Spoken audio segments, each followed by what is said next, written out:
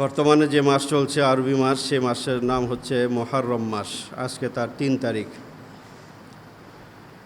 হিজরি সনের প্রথম মাস এবং ৪টি সম্মানিত মাসের অন্যতম মাস হচ্ছে এই মুহররমুল হারম। মুহররম মাস হিজরি সনের প্রথম মাস, হিজরি নববর্ষের মাস। একটি হিজরি সন বিদায় নিয়েছে, চলে গেছে, নতুন হিজরি সনের সূচনা হয়েছে। ১৪৪৭ হিজরি সনের বিদায়, ১৪৪৮ হিজরি সনের সূচনা। নতুন একটি নববর্ষ হিজরি নতুন সনের সূচনা হয়েছে, নতুন মাস। প্রথম মাসের নাম হচ্ছে মুহররমুল হারম। তো মুহররম এটি ৪টি সম্মানিত মাসের তৃতীয় মাস, এই মুহররম মাস। তো হিজরত থেকে হিজরি সন। হিজরত আরবি শব্দ, এটি একটি ইবাদত, যার শাব্দিক অর্থ পরিত্যাগ করা, ছেড়ে দেওয়া। ইসলামের জন্য ত্যাগ করা, বিসর্জন দেওয়াকে হিজরত বলে। তো হিজরতের ঐতিহাসিক স্মৃতির সাথে বিজড়িত এই হিজরি সন। আমরা মুসলমান মাত্রই জানার কথা যে হিজরত এটি ইসলামের একটি ইতিহাস। রাসূল সাল্লাল্লাহু আলাইহি ওয়াসাল্লামের জীবনে সংঘটিত একটি ঐতিহাসিক ঘটনা ছিল হিজরতের ঘটনা। নবুয়তের ১৩তম বছর রাসূল সাল্লাল্লাহু আলাইহি ওয়াসাল্লাম নবুয়ত প্রাপ্ত হয়েছেন মক্কায়। সেখানে তিনি বসবাস করতেন, সেটাই তার জন্মভূমি। সেখানে তিনি নবুয়ত প্রাপ্ত হয়েছেন। গারে হেরা, এটা মক্কায় বাইতুল্লাহর পাশেই গারে হেরা। তো সেখানে রাসূল সাল্লাল্লাহু আলাইহি ওয়াসাল্লামের উপর প্রথম ওহী নাজিল হয়। সেখান থেকে তিনি নবুয়ত প্রাপ্ত হন। তো নবুয়ত প্রাপ্তির পরে তিনি দ্বীন ইসলামের কার্যক্রম শুরু করেছেন, দ্বীনের দাওয়াতের কাজ মানুষের মাঝে তিনি শুরু করেছেন। প্রথম নির্দেশ ছিল গোপনীয়ভাবে আত্মীয় স্বজনের মাঝে, বন্ধুবান্ধব, নিকট মানুষদের কাছে প্রচার করা। তিনি তাই করেছেন। পরবর্তীতে নির্দেশ ছিল আপনি প্রকাশ্যে ইসলামের দাওয়াত দেন। রাসূল সাল্লাল্লাহু আলাইহি ওয়াসাল্লাম একটি পাহাড়ে উঠে তিনি প্রকাশ্যে ইসলামের দাওয়াত দিলেন। তখনই মানুষ তার বিরুদ্ধে শত্রুতা আরম্ভ করল। মানুষজন, কাফের মুশরিক যারা ছিল, বেশিরভাগ মানুষ তার বিপক্ষে অবস্থান নিল। তো যেই সমাজে তার জন্ম, যে সমাজে তার বসবাস, যে সমাজের মানুষ রাসূল সাল্লাল্লাহু আলাইহি ওয়াসাল্লামকে এক বাক্যে বিশ্বস্ত মানুষ, সত্যবাদী মানুষ, সবচেয়ে ভালো মানুষ বলে স্বীকৃতি দিয়েছিল, সেই মানুষগুলোই ইসলাম প্রচারের পরে দুশমনে পরিণত হলো। তারা তার বিরুদ্ধে চারণ করতে লাগলো, তার জানের দুশমন হয়ে গেল। তো এইভাবেই 12টা বছর অতিক্রান্ত হয়েছে মক্কায়। অল্প সংখ্যক মুসলমান যারা ছিল তাদের উপরে জুলুম নির্যাতন চলতেছিল, বিভিন্ন রকম নির্যাতন চলতেছিল। এর মধ্যে দিয়ে ইসলামের দাওয়াতের কার্যক্রমও চলমান ছিল। সর্বশেষ আল্লাহ পাকের নির্দেশে মুসলমানদেরকে হিজরত করার জন্য আল্লাহ পাক নির্দেশ দিলেন, মদিনায় হিজরত। তো সাহাবায়ে কেরাম যারা ছিলেন ঈমানদার, তারা বিভিন্ন প্রতিকূল পরিস্থিতির মধ্যে তারা নিজেদের ঘর বাড়ি, জায়গা জমি, ব্যবসা বাণিজ্য, আত্মীয় স্বজন, নিজেদের সব কিছুকে ছেড়ে দিয়ে তারা হিজরত করেছেন। কথাটা শুনতে সংক্ষেপ, ছোট্ট মনে হয়, কিন্তু বিষয়টা অনেক বড়, একটা কঠিন বিষয়। নিজেদের পরিচিত জায়গা, পরিচিত জন্মভূমি, নিজেদের ক্ষেত খামার, বাসা বাড়ি, সব কিছু ছেড়ে দিয়েছেন একমাত্র ইসলামের জন্য, আল্লাহর জন্য। এটাকে হিজরত বলে। রাসূল সাল্লাল্লাহু আলাইহি ওয়াসাল্লাম বলছেন তোমরা হিজরত করো, আল্লাহর নির্দেশ আসছে, সবাই মক্কা ছেড়ে মদিনায় চলে যাও। তো সাহাবায়ে কেরাম যার যার মতো করে রাতের অন্ধকারে যে যেভাবে পারছে সব কিছু বিসর্জন দিয়েছেন। সাথে শুধু পরনের বস্ত্রটা নিয়ে সাথে করে নিয়ে গেছেন, আর কিছুই নিতে পারে নাই। ধন দৌলত, টাকা পয়সা সব রেখে যেতে হয়েছে। সব কিছু ত্যাগ করা, বিসর্জন দেওয়া, এটার নাম হিজরত। তো এই কাজটা করেছেন তখনকার সময় সাহাবায়ে কেরাম।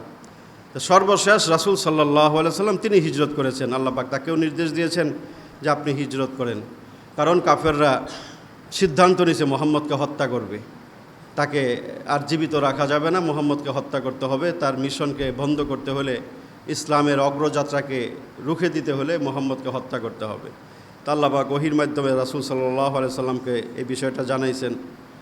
যে আপনাকে হত্যার ষড়যন্ত্র হয়েছে এবং মক্কায় ইসলাম প্রচার অনেকটা কঠিন হয়ে গেছে, তা আপাতত আপনাকে এই মাতৃভূমি ছাড়তে হবে, মক্কা ছেড়ে মদিনায় হিজরত করতে হবে। রাসূল সাল্লাল্লাহু আলাইহি ওয়াসাল্লাম আগে থেকে আবু বকরকে বলে রেখেছিলেন যে আল্লাহর নির্দেশ হলে আমি হিজরতে যাব, তোমাকে সাথে করে নিয়ে যাব, তোমাকে সাথে করে আমি হিজরতে যাব। আবু বকর সিদ্দিক রাদিয়াল্লাহু তাআলা আনহু তখন থেকে তিনি প্রস্তুত ছিলেন। বিভিন্ন বর্ণনায় পাওয়া যায় তখন থেকে দীর্ঘ 2-3 মাস কম বেশ ওই সময়টা আল্লাহ রাসূল সাল্লাল্লাহু আলাইহি ওয়াসাল্লাম হিজরতে যাবেন এই কথা শোনার পর থেকে আবু বকর রাত্রেবেলা আর ঘুমাতেন না। সব সময় রাত্রে তিনি জাগ্রত থাকতেন, কখন না রাসূল সাল্লাল্লাহু আলাইহি ওয়াসাল্লাম দরজায় এসে ডাক দেয় হিজরতের জন্য। এই জন্য আল্লাহ রসুলের এই ডাকে সাড়া দেওয়ার জন্য আবু বকর কয়েক মাস পর্যন্ত রাতে আর ঘুমায় নেই, তিনি জাগ্রত থেকে রাসূলের অপেক্ষায় থাকতেন। যেদিন হিজরতের নির্দেশ আসছে রাসূলের প্রতি, তিনি আবু বকরের বাসায় যে ডাক দিছে, সাথে সাথে আবু বকর দরজা খুলে দিছে। রাসূল বিস্মিত হয়ে জিজ্ঞাসা করলেন, তুমি কি ঘুমাও নাই? না, আপনি যেদিন বলেছিলেন যে আমি হিজরতে যাব তোমাকে নিয়ে, সেদিন থেকে আমি প্রস্তুত হয়ে রেডি হয়ে বসে আছি। এই জন্য সেদিন থেকে কোনো রাতেই আমি ঘুমাইতাম না, কখন না জানি আপনি ডাক দেন, এই জন্য আপনার ডাকের সাথে সাথেই আমি দরজা খুলে দিছি। ইত্তেবায়ে রাসূল, ইত্তেবায়ে রাসূল, হুব্বে রাসূল, রাসূলের ভালোবাসা যাকে বলে। আর তাকে নিয়ে আল্লাহ রাসূল সাল্লাল্লাহু আলাইহি ওয়াসাল্লাম রাতের অন্ধকারে রওনা হলেন মদিনার পথে। মক্কা থেকে বের হয়েই প্রথমে যে গুহার মাঝে অবস্থান নিয়েছিলেন 3 দিন, গারে সৌর, যারা মক্কায় গিয়েছেন তারা দেখেছেন। মক্কা থেকে দক্ষিণ দিকে কিছু দূর যাওয়ার পরে একটা বিশাল উঁচু পাহাড় দেখা যায়, ওটাকে গারে সৌর বলে। সেই পাহাড়ের মাঝে আত্মগোপনে ছিলেন 3 দিন রাসূল সাল্লাল্লাহু আলাইহি ওয়াসাল্লাম আবু বকরকে সাথে নিয়ে। আবু বকরের বাসা থেকেও তিনি চলে গেছেন। তার অন্ধ বাবা আবু কুহাফা ছিল, তার সন্তানরা ছিল, তারা তাদেরকে খাবার পৌঁছাইছে, তার মেয়ে। তো সেখানে গর্তের ভিতরে একটা বিপদ সংকুল একটা জায়গা ছিল, সেখানে আল্লাহ পাক নিরাপদ জায়গা বানায় দিয়েছেন। সেখানে আবু বকর সহ রাসূল সাল্লাল্লাহু আলাইহি ওয়াসাল্লাম 3 দিন অবস্থান করছেন। এবং কাফের মুশরিকরা রাসূল সাল্লাল্লাহু আলাইহি ওয়াসাল্লামকে ধরার জন্য পুরস্কার ঘোষণা করছে। হাদিসের মাঝে আসছে 100 উট, মানে বিশাল একটা অফার, রাসূলকে ধরেই দেওয়ার দিলে 100 উট, মানে 100টা গাড়ি, পাজেরো গাড়ি, দামি যে গাড়িগুলো বর্তমানে আছে, এর চেয়েও দামি সম্পদ মনে করা হতো উটকে ওই সমাজে। তো সেই পুরস্কারের লোভে বহু মানুষ রাসূলকে ধরার জন্য বেরিয়ে পড়ছে, চতুর্দিকে রাসূলকে খুঁজতেছে। তো সেই একটা কঠিন পরিস্থিতি ছিল যখন ওই গুহার মাঝে রাসূল সাল্লাল্লাহু আলাইহি ওয়াসাল্লাম যখন সেখানে আত্মগোপনে ছিলেন। তো সেই অবস্থার কথাও হাদিসের মাঝে বিভিন্ন জায়গায় বর্ণিত হয়েছে। তো সেই পুরস্কারের ঘোষণা শুনে অনেকেই রাসূল সাল্লাল্লাহু আলাইহি ওয়াসাল্লামের পশ্চাৎধাবন শুরু করছে, খোঁজাখুঁজি আরম্ভ করছে। সুরাকা নামে এক ব্যক্তির কথা হাদিসে আসছে, এও বেরিয়েছে, সবাই বেরিয়েছে পুরস্কারের লোভে, এও বেরিয়েছে, আমিও দেখি রাসূলকে পাই কিনা, ধরিয়ে দিতে পারলে তো পুরস্কার পাওয়া যাবে।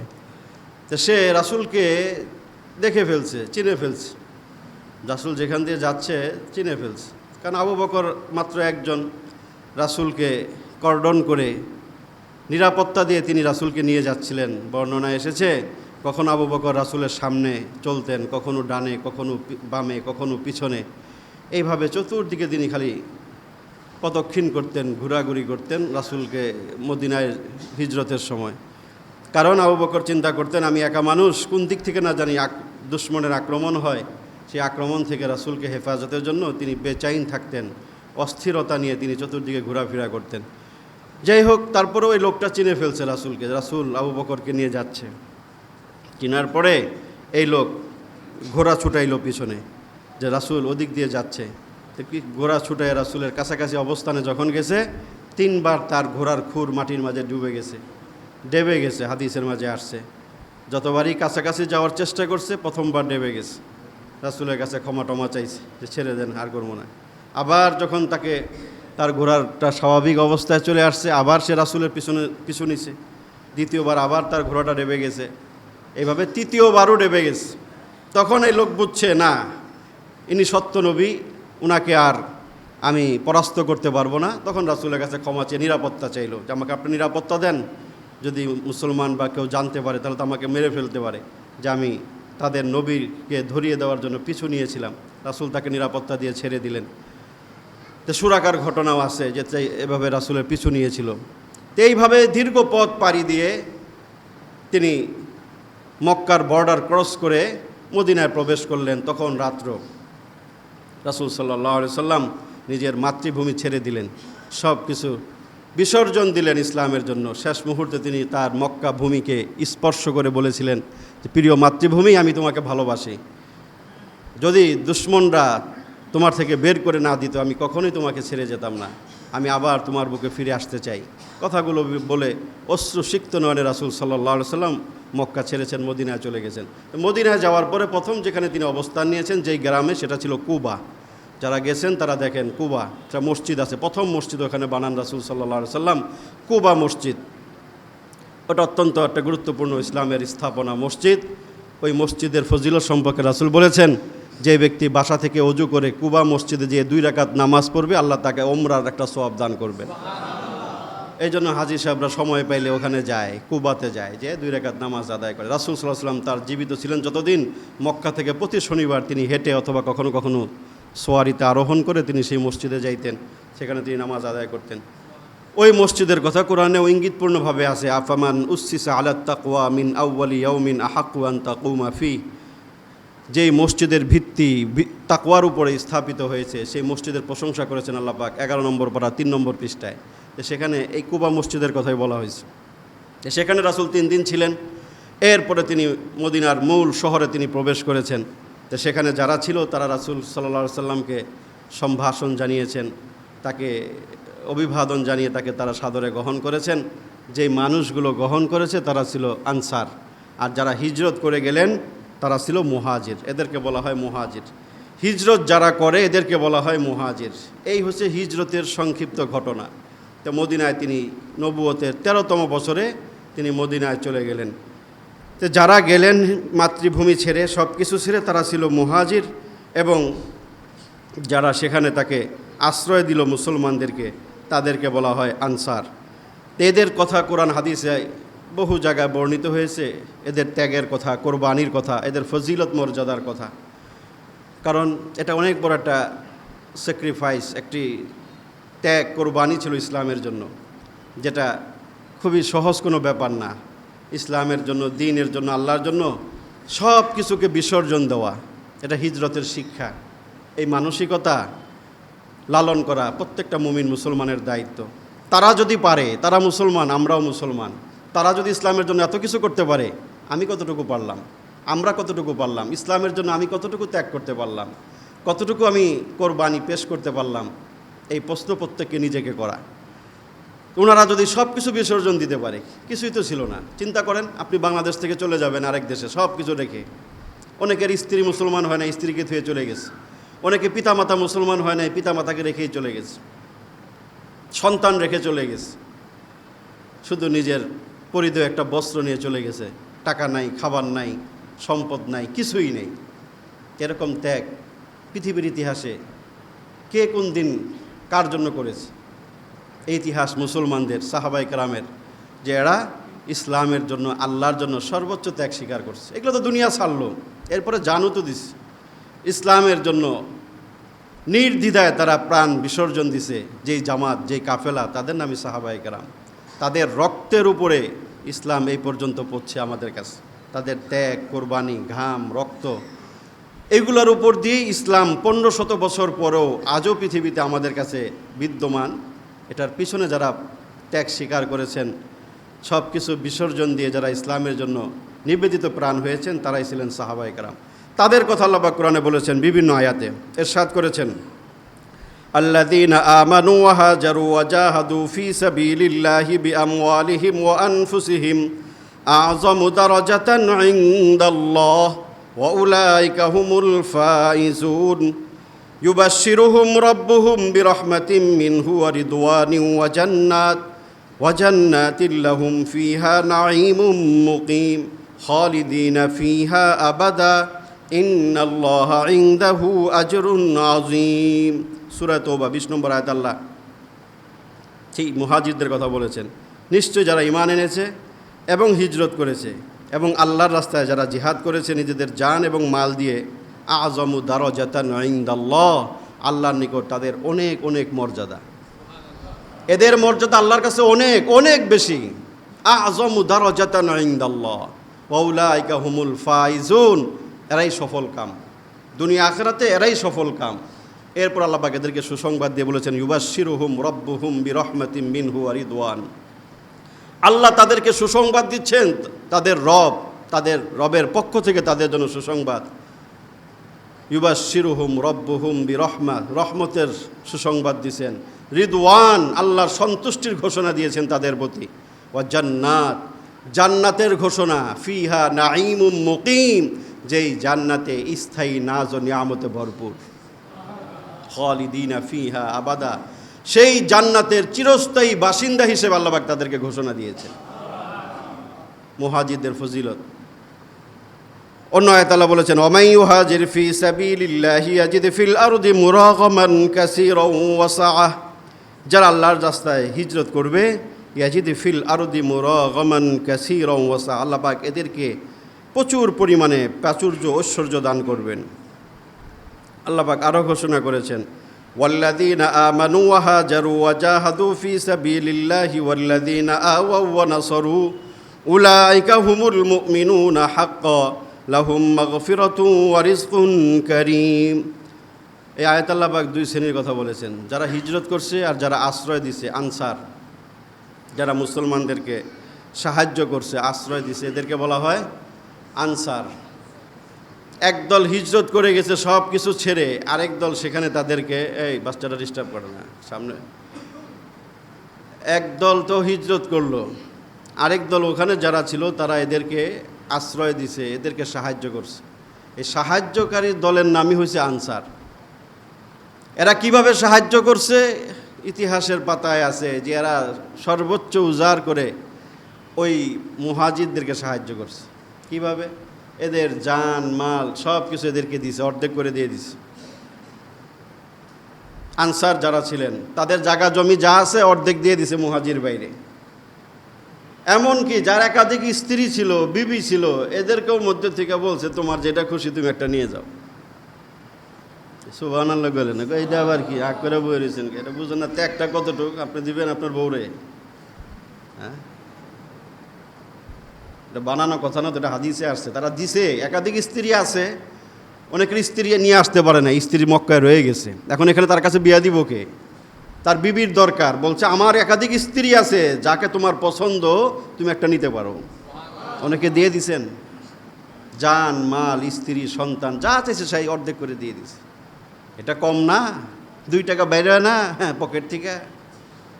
আর এখানে নিজের জমি অর্ধেক দিয়ে দিছে, বাড়ি অর্ধেক দিয়ে দিছে, নিজের ঘর ছেড়ে দিছে, কাপড় চোপড় সব দিয়ে দিছে। কি চারটিখানি কথা মনে করেন? এদেরকে আনসার বলে। এই আয়াত আল্লাহ পাক এদের কথা বলেছেন, দুই শ্রেণীর কথা বলেছেন, যারা হিজরত করছে আল্লাহর রাস্তায় এবং জিহাদ করছে, ওয়াল্লাযীনা আওয়াউ, এবং যারা তাদেরকে আশ্রয় দিছে, ওয়া নাসারু, এবং সাহায্য করছে। উলাইকা হুমুল মুমিনুনা হাক্কা, আল্লাহ বলেন এরাই প্রকৃত মুমিন। লাহুম মাগফিরাতুন, এদের দুই পক্ষের জন্য ক্ষমার ঘোষণা। ওয়া রিজকুন কারীম, এবং এদের জন্য সম্মানিত রিজিক। তো মুহাজির এবং আনসার ইসলামের দুই দল, আগেও ছিল, বর্তমানেও থাকবে, কিয়ামত পর্যন্ত থাকবে এই ধারা। একদল ইসলামের জন্য যারা হিজরত করবে, ত্যাগ করবে। হুজুর এখনকার হিজরত আছে, ওই অর্থে নাই যে সম্মিলিতভাবে রাসূল সাল্লাল্লাহু আলাইহি সাল্লাম যখন গেছেন, যেই ঘটনার প্রেক্ষিতে হিজরতের ঘটনা, সেই ঘটনা হয়তো পুনরাবৃত্তি হবে না, সেই ঘটনা নাই। কিন্তু এখনও হিজরত চলমান। এখন ইসলামের জন্য আপনি যেগুলো ত্যাগ করবেন, যেই পরিবেশ ইসলামের জন্য প্রতিকূল, সেই পরিবেশ আপনাকে ছাড়তে হবে, আপনি সেটা ছাড়বেন ইসলামের জন্য। যেই সমাজ, যেই রাষ্ট্র, যেই পরিবেশ আপনার দিন ধর্ম পালনে অনুকূল না, প্রতিকূল, এখান থেকে আপনি দিন ধর্ম পালন করতে পারেন না, ঈমান টিকাইতে পারেন না, এমন পরিবেশ, এমন পরিস্থিতি পরিত্যাগ করার নাম হিজরত। এটা চলমান, এটা কিয়ামত পর্যন্ত থাকবে। এমন সমাজে বসবাস করেন যে সমাজ আপনি ঈমান নিয়ে বাঁচতে পারেন না, এমন সঙ্গ, বন্ধু বান্ধব, এমন মানুষের সাথে আপনার বসবাস যেখানে আপনি টিকতে পারেন না, আপনার ঈমান নিয়ে টিকা মুশকিল। এগুলো আপনার পরিত্যাগ করতে হবে, এগুলো আপনাকে ছাড়তে হবে ইসলামের জন্য, দ্বীনের জন্য। এই হিজরত এখনও বলবৎ। তো ওই রাসূলের সাথে হিজরত, ওই গ্রুপ ভিত্তিক সেই হিজরত হয়তো এখন নাই। সেটা রাসূল বলছেন এক হাদিসের মাঝে যে লা হিজরাতা বা'দাল ফাতহি ইল্লা লাকিন জিহাদুন ওয়া নিয়্যাতুন। সই হাদিসে রাসূল এক হাদিসে বলছেন যে মক্কা বিজয়ের পরে ওই রকম হিজরত আর নাই,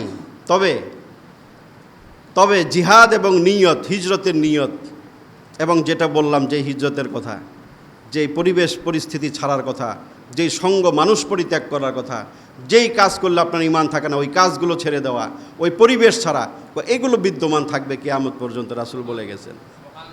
এই হিজরতের কথা আল্লাহ রাসূল সাল্লাল্লাহু আলাইহি সাল্লাম বিভিন্ন হাদিসের মাঝে বলেছেন। যারা আনসার এবং যারা হিজরত করেছেন তারা হচ্ছেন মুহাজির। হাদিসের মাঝে রাসূল বলেছেন, বুখারী শরীফের প্রথম হাদিস, ইন্নামাল আমালু বিন্নিয়াত ওয়া ইন্নামা লিকুল্লি ইমরিইম মা নাওয়া। মানুষের প্রত্যেকটা কর্মকাণ্ড তার নিয়তের উপর নির্ভর করে। ফামান কানাত হিজরতুহু ইলাল্লাহি ওয়া রাসূলিহি ফাহিজরতুহু ইলাল্লাহি ওয়া রাসূলিহি। এই হাদিসের শেষাংশে আল্লাহ রাসূল বলেন, যেই ব্যক্তি আল্লাহ এবং তার রাসূলের জন্য হিজরত করবে, ফাহিজরতুহু ইলাল্লাহি ওয়া রাসূলিহি, তার হিজরত আল্লাহ এবং তার রাসূলের জন্যই বলে গণ্য হবে। আপনি যেই নিয়তে হিজরত করবেন, যে নিয়তে যা করবেন সেটাই গণ্য হবে। এই হাদিসে রাসূল এটাই বুঝেছেন। আরেক হাদিস আল্লাহ রাসূল সাল্লাল্লাহু আলাইহি সাল্লাম বলেছেন, আল মুহাজিরু মান হাজারা মা নাহাল্লাহু আনহু। আল মুহাজিরু মান হাজারা মা নাহাল্লাহু আনহু। বুখারী শরীফের 10 নম্বর হাদিস, অত্যন্ত গুরুত্বপূর্ণ হাদিসটা। এই হাদিসের মাঝে আল্লাহ রাসূল বলেছেন, প্রকৃত মুহাজির কে? আল্লাহ রাসূল তার সংজ্ঞায় বলেছেন, মান হাজারা মা নাহাল্লাহু আনহু। ওই ব্যক্তি প্রকৃত মুহাজির, যেই ব্যক্তি আল্লাহর নিষিদ্ধ কাজ পরিত্যাগ করে। এটা এখনো বলবৎ, এটা সর্বযুগের জন্য বলবৎ। আমি আপনিও মুহাজির যদি মা নাহাল্লাহু আনহু, আল্লাহর নিষিদ্ধ জিনিস যে ব্যক্তি পরিত্যাগ করতে পারবে, যে ছাড়বে। আল্লাহ নিষিদ্ধ জিনিস কি? গুনার কাজ, নিষিদ্ধ যে কাজগুলো আছে শরীয়তে, এগুলো যে ছেড়ে দেয়, এগুলো থেকে যে দুনিয়াকে দূরে সরায় রাখে, পরিত্যাগ করে, সেই মুহাজির। তাহলে আপনি ওই মুহাজিরের ফজিলত পাবেন। যে ফজিলতের কথা রাসূল এবং কোরআন আল্লাহ বলেছেন, সেগুলো অর্জন করতে পারবেন যদি আপনি এই হাদিসের উপরে আমল করেন, যে আমি পরিত্যাগ করব ইসলামের জন্য, দ্বীনের জন্য যাহা কিছু আল্লাহ নিষিদ্ধ করিয়াছেন, হারাম করিয়াছেন, নাজায়েজ বানাইয়াছেন, সেই কাজগুলো আমি আমার জীবন থেকে পরিত্যাগ করব। যদি এটার উপরে আপনি অটল থাকতে পারেন, এই কাজটা করতে পারেন, আপনাকে আল্লাহ পাক মুহাজিরের মর্যাদা দান করবেন। আপনার জন্য জান্নাতের ঘোষণা, আপনার জন্য সন্তুষ্টির ঘোষণা, আরও যত রকম ঘোষণা মুহাজিরদের বেলায় আল্লাহ দিয়েছেন, রাসূল দিয়েছেন, সেই সবগুলোর মর্যাদা আপনি অর্জন করতে পারবেন। এই জন্য নিজেদের ভিতরে সেই মানসিকতা তৈরি করা। সবচেয়ে বেশি আকর্ষণ করে আমাদেরকে গুনাহ। নেক আমল করা সহজ, গুনাহ ছাড়া কঠিন। এই জন্য এক হাদিস আল্লাহ রাসূলকে জিজ্ঞাসা করছেন, হুজুর কোনটা বেশি উত্তম? রাসূল কইছে, গুনাহ ছাড়াটা বেশি উত্তম। আমল করে বইরে হালাইতেছো, আবার গুনাহও করতেছো, তাহলে সেই আমল ঠিকই কই। এর চেয়ে যে ব্যক্তি গুনাহ ছাড়তে পারলো, আমল কম কিন্তু গুনাহ করে না, গুনাহ নাই তার ভিতরে, গুনাহ ছাড়ে, রাসূল বলছেন এই বেটা উত্তম, এই লোক উত্তম, কারণ সে আল্লাহর নিষিদ্ধ কাজগুলো সে ছাড়তে পারছে, গুনাহ ছেড়ে দিতে পারছে। এই জন্য সবচেয়ে বড় জিনিস গুনাহ ছাড়া, কবিরা গুনাহ থেকে নিজেকে বিরত রাখা। না আমি গুনাহ করতে, আল্লাহ নিষিদ্ধ কাজ, তাহলে আপনি মুহাজির। আপনি মুহাজির হিসাবে গণ্য হবেন যদি আল্লাহ পাকের নিষিদ্ধ কাজ, হারাম কাজগুলো যদি আমরা পরিত্যাগ করতে পারি। আল্লাহ পাক আমাদেরকে সেই তৌফিক দান করেন। আরেকটা হাদিস আল্লাহ রাসূল হিজরতের মর্যাদা বলতে যে বলেছেন, মুসলিম শরীফের 121 নম্বর হাদিস, ইন্নাল ইসলাম ইয়াহদিমু মা কানা ক্বাবলাহু ওয়া ইন্নাল হিজরাতা তাহদিমু মা কানা ক্বাবলাহা ওয়া ইন্নাল হাজ্জা ইয়াহদিমু মা কানা ক্বাবলাহ। তিনটা জিনিস পিছনের গুনাহকে নিশ্চিহ্ন করে দেয়। 1 নম্বর আল্লাহ রাসূল বলেছেন ইসলাম এমন একটা জিনিস, এটা গ্রহণ করলে অতীতের সকল গুনাহ আল্লাহ মাফ করে দেয়।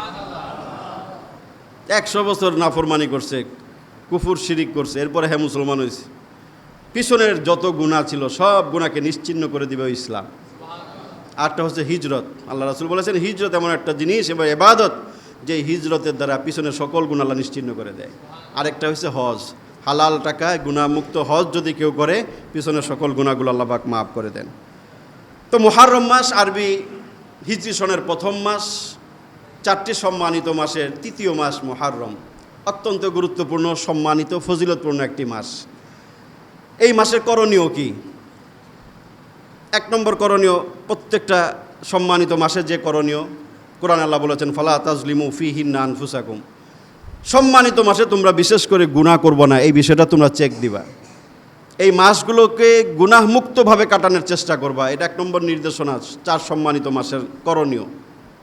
ফালা তাজলিমু ফিহিন্না আনফুসাকুম, তোমরা নিজের উপরে গুনাহ করে জুলুম করবা না, এটা 1 নম্বর নির্দেশনা কোরআনের এই সম্মানিত 4 মাসের করণীয় সম্পর্কে। তা আমরা মুহররম মাস, যেহেতু মাসের নামই সম্মানিত, মুহররম মানে সম্মানিত মাস, জাহেলি যুগে ওই মাসগুলোকে সম্মান করা হতো, আমরা এখন জানিই না হিজরি সন কারে কয়, কত সন চলে, কোন মাস দিয়া শুরু কোন মাস দিয়া শেষ জানিই না। কারণ রমজান এলে বুঝি, জিলহজ এলে হুজুররা কয় হজ ওই জিলহজ মাস একটু শুনি। আর মুহররম কেউ করছেন ওই যে আশুরার নামে একটু পরিচিত। হ্যাঁ, এটা মুসলমানদের ধর্মপঞ্জিকা, এটা দরকার, প্রত্যেক মুসলমানের জানা থাকা দরকার। 1448 হিজরি চলে। তো প্রথম মাস কি? মুহররম মাস। এই মাসের অর্থই সম্মানিত মাস। তো এই মাসে আমরা গুনাহ ছাড়ব, গুনাহ থেকে নিজেকে বিরত রাখার চেষ্টা করব। আল্লাহ পাক আমাদেরকে নির্দেশনা দিয়েছেন এই মাসের করণীয় সম্পর্কে। 2 নম্বরে এই মাসের করণীয় হচ্ছে রোজা। দেখেন ঘুরে ফিরে রোজার কথা সব জায়গাতে কিন্তু রোজার কথা থাকে, খেয়াল করছেন? গত মাসে রোজার বয়ান করছি না, খালি রোজা 10 দিন যত বেশি রোজা রাখা যায়, ঘুরে ফিরে দেখবেন তো এই ইবাদতের কথা বেশি কেন বলে, একটু চিন্তা করেন। এটা আল্লাহর কাছে এত প্রিয় ইবাদত রোজা। এক হাদিসে রাসূল কইছে না, রোজা এমন একটা ইবাদত যার সমকক্ষ, সমতুল্য, বিকল্প কোনো ইবাদত নাই। অনন্য সাধারণ ইবাদতের নাম রোজা। রাখেন না প্রতি সপ্তাহে 1-2টা রাখেন, না পারলে মাসে 3টা রাখেন, 13, 14, 15 রাসূল সারা জীবন রাখছে। শরীর স্বাস্থ্য ভালো থাকবো, মন ভালো থাকবো, সব কিছুই ভালো থাকবো, নেকির পাল্লা সমৃদ্ধ হইব, টাকা পয়সাও বাঁচবো, না খায় থাকলে বাঁচবো না কিছু, সব দিকেই তো লাভ, শরীরও ভালো থাকবো। ডাক্তাররা কয় না কম খাইবেন, তো রোজা রাখেন। কারণ ঘুরে ফিরে দেখবেন সব মাসে, এই রমজানের পরে শাওয়াল, জিলকদ, জিলহজ, সব মাসে ঘুরে ফিরে দেখবেন ফজিলতের বিষয় আসলেই রোজার কথা আসে। এই মাসের কথাও অন্যতম করণীয় কি? আল্লাহ রাসূল সাল্লাল্লাহু আলাইহি ওয়াসাল্লাম বলেছেন আফজালুস সিয়াম বা'দা রমাদান শাহরুল্লাহিল মুহাররম ওয়া আফজালুস সালাত বা'দাল ফরিযা সালাতুল লাইল। সহিহ হাদিস আল্লাহ রাসূল বলেছেন রোজার মাসের, রমজান মাসের পরে উত্তম নফল রোজা হচ্ছে আল্লাহর মাস মুহররম মাসের রোজা। এই মাসটাকে রাসূল হাদিসে বলছেন শাহরুল্লাহ, সব মাসকে আল্লাহর, বিশেষ করে মুহররম মাসটাকে রাসূল বলেছেন শাহরুল্লাহিল মুহাররম, আল্লাহর মাস। মুহররম মাসের রোজা রমজানের পরে শ্রেষ্ঠ রোজা। এই মাসের করণীয় বেশি বেশি নফল রোজা রাখেন। একজন রাসূলকে জিজ্ঞাসা করছে, আল্লাহ রাসূল সাল্লাল্লাহু আলাইহি ওয়াসাল্লামকে জিজ্ঞাসা করছেন যে আমি আইয়ু শাহরিন তা'মুরুনি আন আসুমা বা'দা রমাদান, হুজুর রমজানের পরে যদি আমি রোজা রাখতে চাই কোন মাসে আমি রোজা রাখতে পারি? আল্লাহ রাসূল সাল্লাল্লাহু আলাইহি ওয়াসাল্লাম তাকে উদ্দেশ্য করে বলেছেন ইন কুনতা সাইমান বা'দা শাহরি রমাদান ফাসুমিল মুহররম, তুমি যদি রমজানের পরে কোনো মাসে রোজা রাখতে চাও নফল, তাহলে তুমি মুহররম মাসটাকে বেছে নাও। কেন? আল্লাহ রাসূল সাল্লাল্লাহু আলাইহি ওয়াসাল্লাম বলেছেন ফাইন্নাহু শাহরুল্লাহ, কারণ এটা হচ্ছে আল্লাহর মাস। ফিহি ইয়াউমুন তাবা ফিহি আলা কওমিন ওয়া তাবা ফিহি আলা কওমিন আখারিন, তিরমিজি শরীফের 751 নম্বর হাদিস। রাসূল বলেন আর রমজানের পরে রোজা রাখার সবচেয়ে উত্তম মাস হচ্ছে মুহররম মাস, কারণ এই মাসে এমন একটা দিন আছে যেই দিনে আল্লাহ পাক এক জাতির তওবা কবুল করেছেন, এবং এই মাসে আরও মানুষের তওবা কবুল হওয়ার সমূহ সম্ভাবনা আছে। মুহররম মাসের 2 নম্বর করণীয় হচ্ছে তওবা করা বেশি বেশি। আসলে হাদিসে বলে গেছেন যে এই মাসে তওবা কবুল হওয়ার দৃষ্টান্ত আছে। ওই কথাটা কোরআনের মাঝে আসছে যে মুহররমের রোজা, রমজানের রোজা ফরজ হওয়ার আগে এই রোজাটা ফরজ ছিল।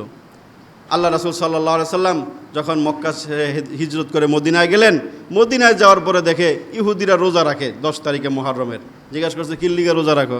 কয় এই দিন আমগো মুক্তি দিবস, হ্যাঁ আমগো বিজয় দিবস। কিসের বিজয় দিবস? কয় এই দিন আল্লাহ পাক আমাদেরকে বনি ইসরাইলের ফেরাউনের কবল থেকে আল্লাহ পাক আমাদেরকে মুক্ত করেছিলেন, সেই জন্য শুকরিয়া স্বরূপ আমরা এই দিন রোজা রাখি। রাসূল বলেছেন ভালো কথা, তোমরা যদি মূসার অনুসারী দাবি করে এই দিন যদি রোজা রাখো, নাহনু আহাক্কু বিমূসা, আমরা মূসার সবচেয়ে প্রকৃত অনুসারী পৃথিবীতে, তাহলে আমরাও এই দিনে রোজা রাখবো ইনশাআল্লাহ। এরপর থেকে আল্লাহ রাসূল ঘোষণা দিলেন যে তোমরাও কী করো, মুসলমানদেরকে বললেন তোমরাও এই দিনে রোজা রাখো। যেহেতু এই দিন বিজয় দিবস, মুক্তি দিবস, নাজাত দিবস, বাতিলের পরাজয় দিবস, এবং বাতিলের পরাজয়ের মাস বলা হয় মুহররমকে, এবং হকের বিজয়ের মাস বলা হয় মুহররমুল হারামকে। ইতিহাস আপনাদের জানা থাকার কথা, ফেরাউন এবং মূসার সাথে যে দ্বন্দ্ব, যে যুদ্ধ, জিহাদ, সংগ্রাম চলমান ছিল, তার পরিসমাপ্তি হয়েছে মুহররম মাসের 10 তারিখে। পিছন দিক থেকে পশ্চাৎ করছে, মূসার আর রাখবো না, তার দলবল সময় রেহালামু। যুগে যুগে মানুষ এইভাবে ইসলামকে নিশ্চিহ্ন করার বহু রকম ষড়যন্ত্র আটে, কিন্তু আল্লাহ বলেছেন না, ইসলাম পৃথিবীতে নিশ্চিহ্ন হওয়ার জন্য আসে নাই। ইসলামের অনুসারীরা পৃথিবীতে লাঞ্ছিত হওয়ার জন্য আর নিষ্পেষিত হওয়ার জন্য আসে নাই। দিন শেষে ইসলাম এবং ইসলামের অনুসারীরাই বিজয়ী হবে। এই কথা ইতিহাস আমাদেরকে স্মরণ করায় দেয় যে মূসার বিরুদ্ধে সর্বাত্মক যুদ্ধ ঘোষণা করেছিল ফেরাউন। তৎকালীন পরাশক্তি কি ছিল না তার? দাম্ভিকতা, অহংকার, ক্ষমতা, টাকা পয়সা, লোকবল সব কিছুই ছিল, কিন্তু টিকতে পারে নাই। মেসেজ, বার্তা পৃথিবীবাসীর জন্য, কেউ ফেরাউনের অনুসারী হয়েও না, ফেরাউনের মতো দাম্ভিক, অহংকার, জালেম হয়েও না, পরিণতি পানিতে চুবায়া মৃত্যু। সেটা হয়েছে মুহররম মাসের 10 তারিখে। সদম্বে মূসার পশ্চাৎ করছে। কুরআন আল্লাহ বলেছেন, কুরআন আল্লাহ সূরাতুশ শুআরার ভিতরে বলেছেন, ওই ঘটনাটা কিঞ্চিত কোট করেছেন আল্লাহ পাক। তার সাথীরা বলতেছে, ক্বালা আসহাবু মূসা ইন্না লামুদরাকুন, হে মূসা ধরা খেয়ে গেলাম তো, ওই যে ফেরাউন লক্ষ লক্ষ মানুষ নিয়ে আমাদের পশ্চাৎ করতেছে, এখনই তো ধরে হেলাইব। সামনে নদী, সামনে দরিয়া, পিছনে ফেরাউন, ইন্না লামুদরাকুন। ওই মুহূর্তে দাঁড়িয়ে মূসা আলাইহিস সালাম যেই কথা বলেছেন, আল্লাহ সেই কথাটা কোরআনে কোট করেছেন, ক্বালা কাল্লা। মূসা বলেছেন অসম্ভব, অসম্ভব। ইসলাম পরাভূত হওয়ার জন্য পৃথিবীতে আসে নাই।